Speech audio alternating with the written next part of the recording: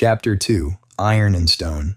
Shane stepped off the transport bus into a wall of heat so thick it felt like stepping into an oven. Kansas summer didn't play around. The air was still, heavy with the scent of hot asphalt, sweat, and something faintly metallic, like old blood and rust. The gates of the United States Disciplinary Barracks at Fort Leavenworth loomed ahead, taller than they had any right to be, crowned with razor wire that gleamed under the midday sun. Thick stone walls, old as hell but solid as ever, wrapped around the facility like a fortress. The place wasn't just a prison, it was a goddamn relic. The castle, they called it. Behind him, the other prisoners shuffled off the bus, the chains on their ankles clinking softly like wind chimes from hell. Nobody talked. The heat sucked the words right out of the air, and besides, what was there to say? Everyone here had already lost. Shane squared his shoulders, keeping his posture straight. They could strip him of his rank, his uniform, his name. Hell, they already had. But they weren't getting his spine. A group of guards in crisp khaki uniforms stood waiting, hands on their belts, eyes sharp. They weren't like the MPs he was used to. These men weren't part of his world anymore. They were here to make sure he understood that. Move. The order was barked, short and clipped. Shane walked. Processing took hours. First, they took his name, gave him a number, 45287. That was him now. Just 5 digits sewn onto a jumpsuit. Then came the paperwork, fingerprints, the medical exam. He stood still as they photographed him, front, side, back, like an animal being cataloged. When they handed him his new uniform, it was stiff, uncomfortable, faded brown, like everything else in this place. He pulled it on, the fabric rough against his skin, nothing like the crisp military fatigues he had once taken pride in. He caught his reflection in a scratched-up mirror as they buzzed his hair down to regulation length. The sight made his stomach tighten. The beard he'd been forced to shave off, the empty stare in his own eyes. He barely recognized the man looking back at him. They weren't just locking him up. They were erasing him.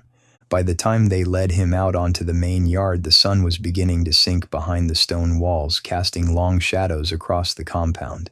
The place was massive, concrete buildings stacked like lifeless gray tombstones.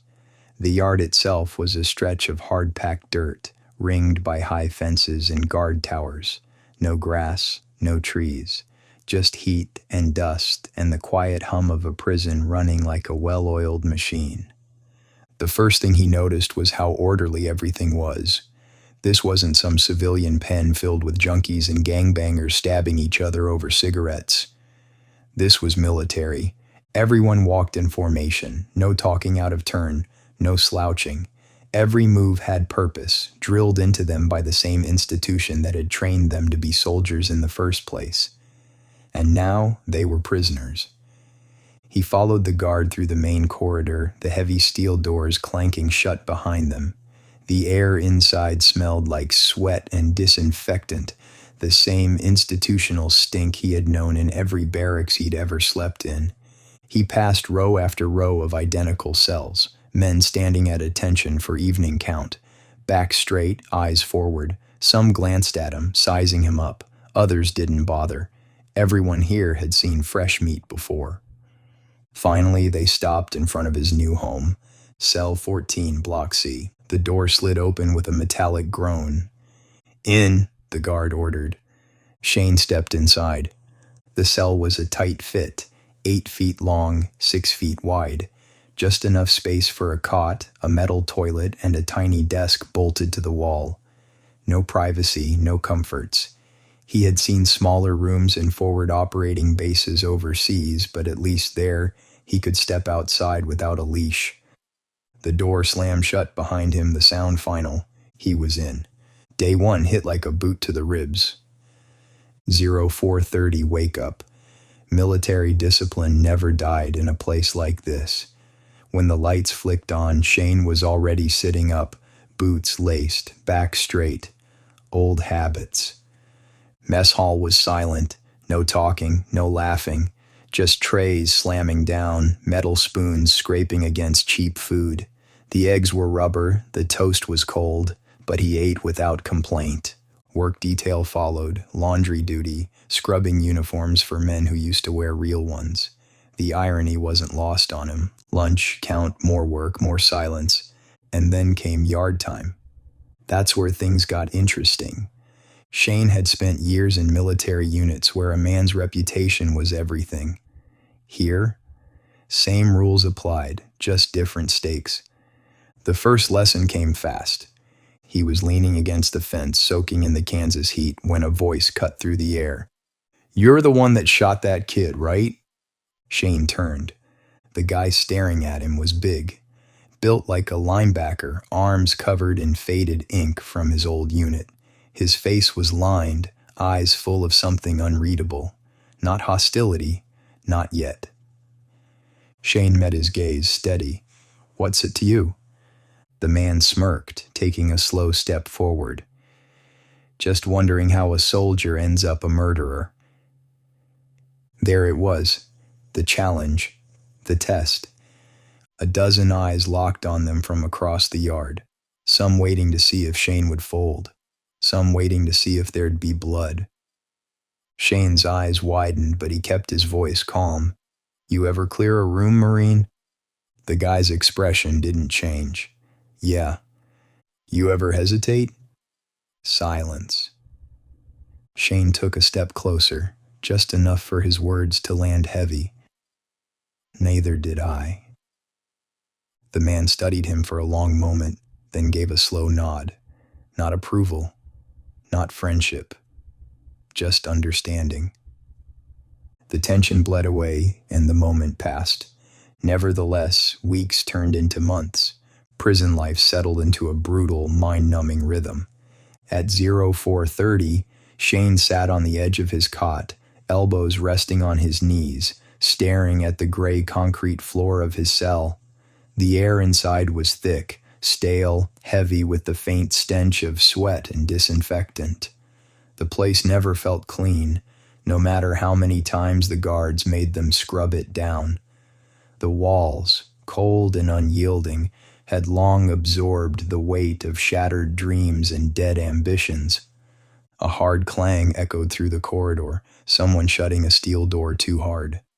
Somewhere down the block, an argument flared up, voices sharp and ragged, followed by the bark of a guard telling them to shut the hell up. Shane barely blinked. Around 0500, they let the animals out. The yard was already boiling under the Kansas summer sun, heat waves shimmering off the concrete. The smell of dust and hot metal hung in the air, mixing with the sweat of men who had long given up on anything resembling dignity. They lined up in rows, heads forward, shoulders squared.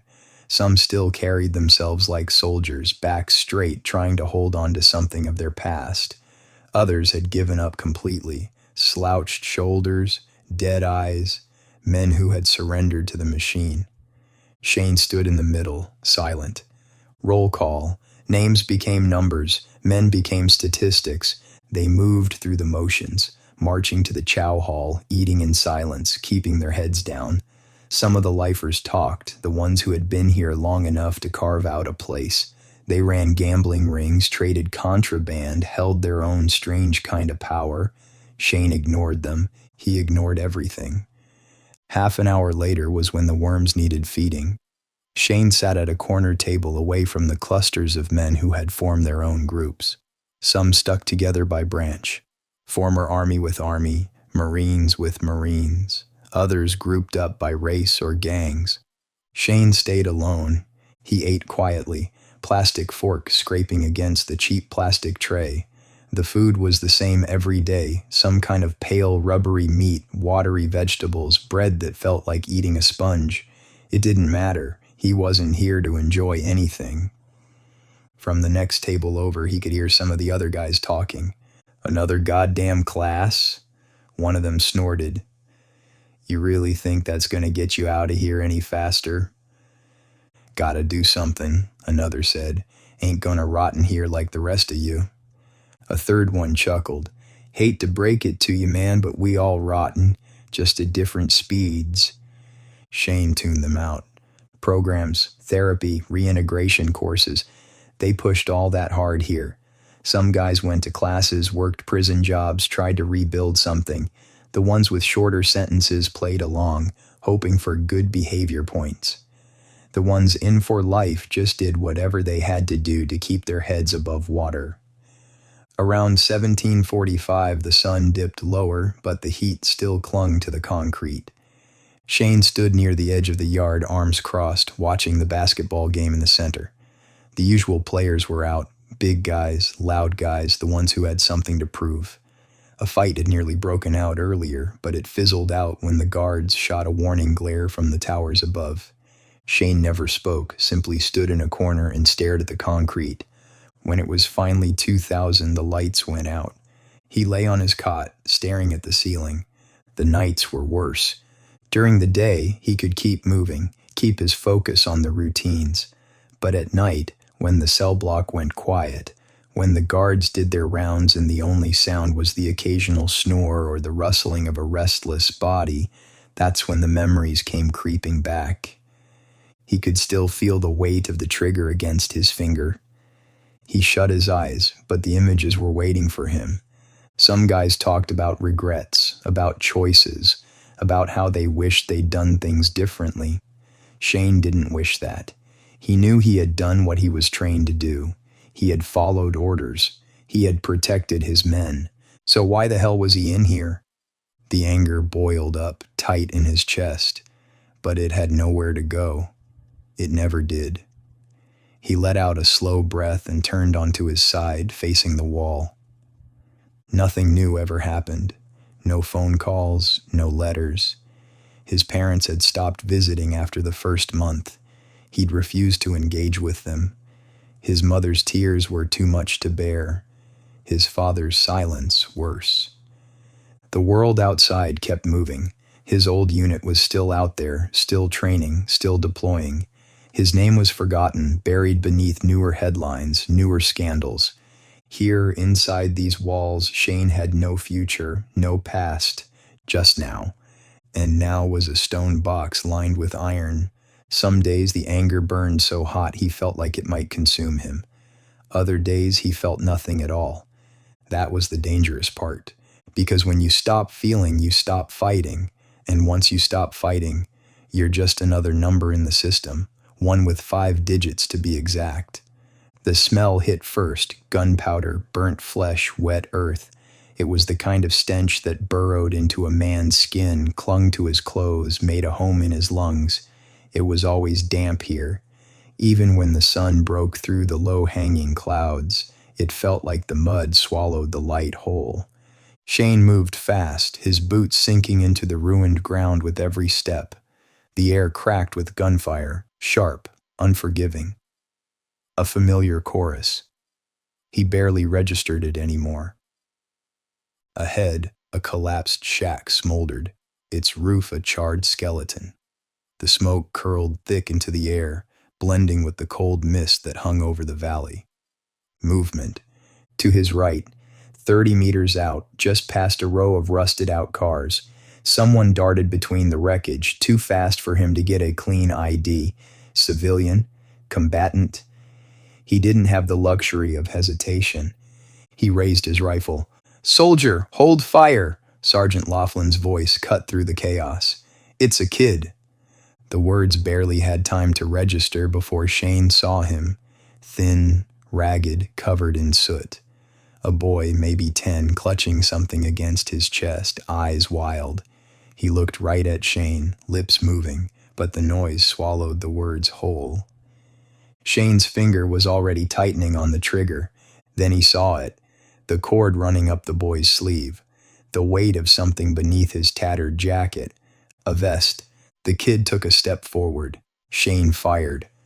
A flash of light, a deafening roar. The world shattered. Shane blinked. The echoes of the explosion faded into the low murmur of prison noise. The stink of Bosnia, smoke, blood, damp rot, was gone, replaced by the sterile chemical bite of the USDB. His fingers dug into the rough fabric of his prison-issued pants, his knuckles white. He exhaled slowly, but the weight in his chest didn't lift. Same dream, same memory, always the same ending. Outside his cell, boots scuffed against the concrete floor. A guard. 45287. Shane didn't move. They didn't call him by name anymore. He wasn't Specialist Alexander. He wasn't a soldier. He wasn't even a person, just another goddamn number. The guard rapped a knuckle against the bars. "You got a visitor." Shane frowned. His parents had stopped coming months ago. There was no one left. "Not family," the guard added as if reading his mind. "Some civilian lawyer, Michael Chisholm." Shane didn't answer. He just stared at the wall, scowling. A lawyer. What the hell did a lawyer want with him? The guard shifted, clearly impatient. "You want to see him or not?" Shane closed his eyes. Bosnia was still there, waiting for him. Every time he shut his eyes, every time he let his mind drift, he was back in that valley. Back in the mud, back in the smoke, back in the moment where it all unraveled. But now, for the first time in a long time, someone was offering him something. A chance. A reason to care. He let out a slow breath. "Yeah," he said finally. "I'll see him."